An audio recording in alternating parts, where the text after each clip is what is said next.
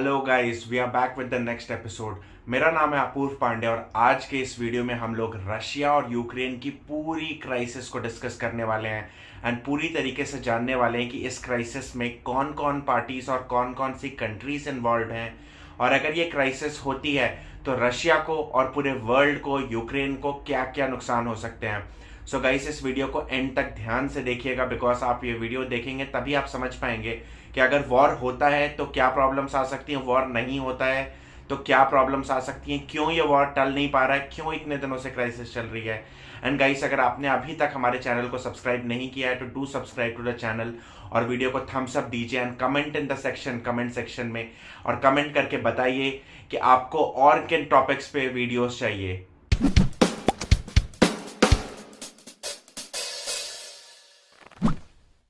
So guys, अगर हम लोग बात करें तो रशिया ने अभी हाल ही में अराउंड 1.5 लाख से ज्यादा रशियन सोल्जर्स को रशिया यूक्रेन के बॉर्डर पे तैनात कर दिया है, जो कि एक क्लियर सिग्नल है वॉर का।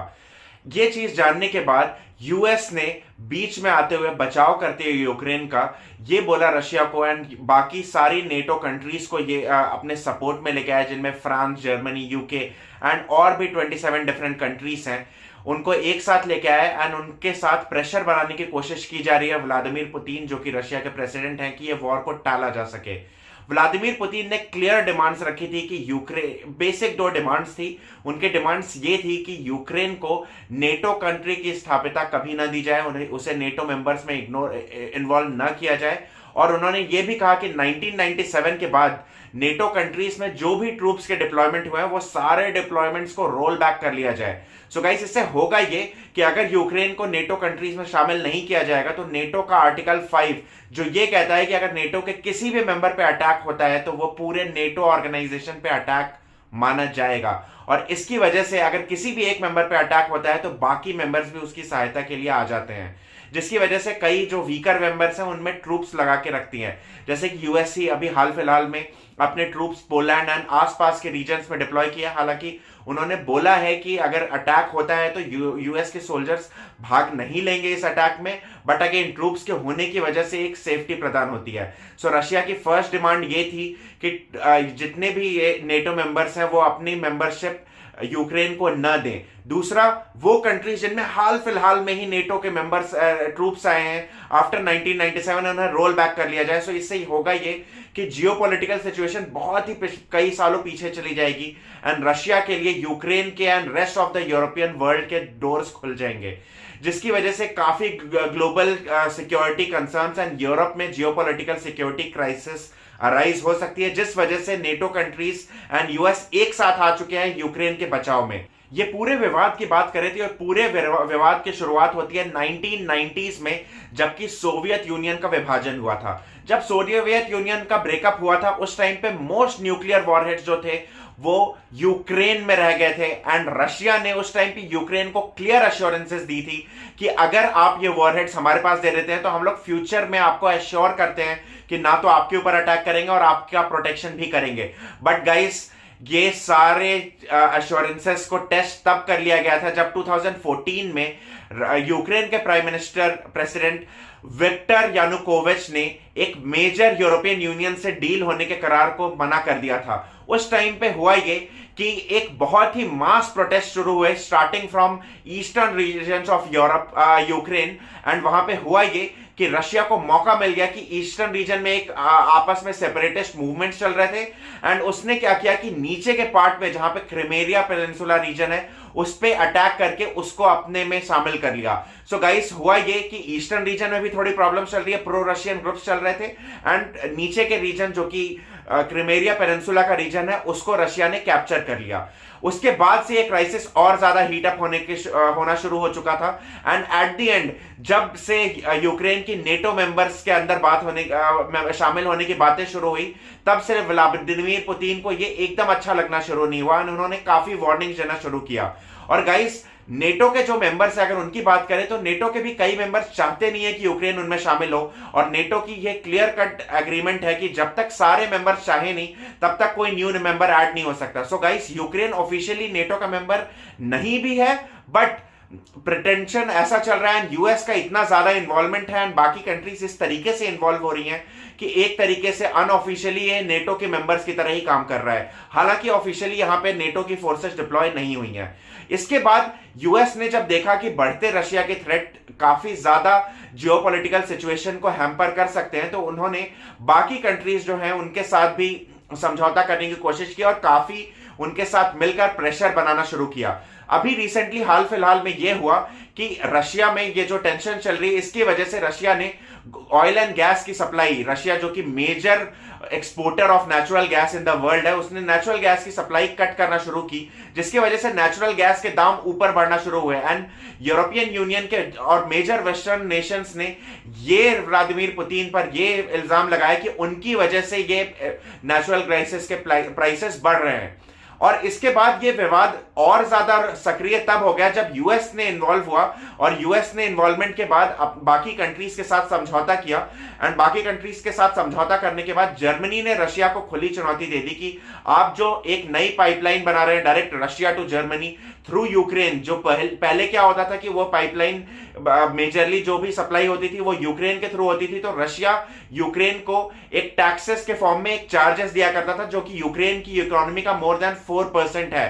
तो हुआ ये कि रशिया जब जैसे ये वॉर वाली सिचुएशन शुरू हुई तो यूक्रेन की अर्थव्यवस्था तो ढह ही गई है, ये 4% जो आता था वो अब नहीं आ रहा है। इसके साथ साथ जर्मनी ने बोला कि रशिया को धमकी दे दी कि अगर आप यूक्रेन पे अटैक करते हो तो हम लोग आपसे नेचुरल गैस लेना बंद कर देंगे।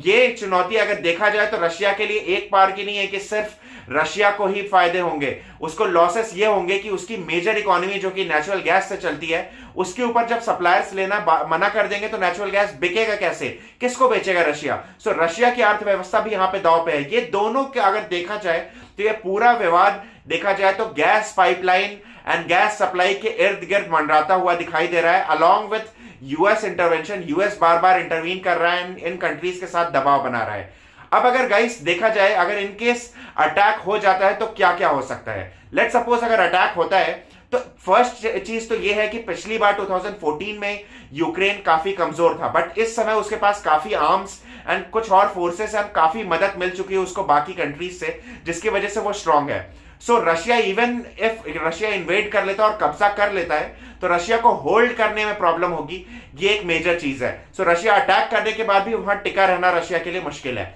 सेकेंड चीज क्या है कि अगर बाकी कंट्रीज मेजर चीजें लेना बंद कर देंगी तो ओवरऑल वर्ल्ड की इकोनॉमी में भी असर पड़ेगा। रशिया की इकोनॉमी में तो असर डेफिनेटली पड़ेगा, उसके मेजर जो वो बेचकर पैसा कमाती थी वो बेच नहीं पाएगी एंड वर्ल्ड की इकोनॉमी पे देखा जाए तो petrol, oil, natural gas and many चीजें जो रशिया एक्सपोर्ट करती है वो सारी चीजों की कमी होने लगेगी, जिसकी वजह से ग्लोबल सप्लाई चेन क्राइसिस होगी एंड सारी कंट्रीज को नुकसान हो सकता है। इस वजह से ओवरऑल ये सारी युद्ध रिलेटेड चीजें सब कंट्रीज अवॉइड करने की कोशिश कर रही हैं। अब अगर बात की जाए कि यहां पे क्यों ये युद्ध इतना लंबा चल रहा है, सो उसका मेजर रीजन ये है कि अगर व्लादिमीर पुतिन के स्टैंड से देखा जाए तो ये युद्ध रशिया के लिए है ही नहीं, ये मेजरली वो अपनी इमेज और अपने स्टैंड को प्रोटेक्ट करने के लिए कर रहे हैं। अगर देखा जाए अगर वो इस समय पीछे हट जाते हैं अपने ट्रूप्स को तो ये माना जाएगा कि वो यूरोप और यूएस जो एक साथ कलेक्टिव होकर आए, यूरोप की वेस्टर्न कंट्रीज उनके दबाव में आ गए और ये उनके लिए एक वीक होने का सिंबल होगा, जिसकी वजह से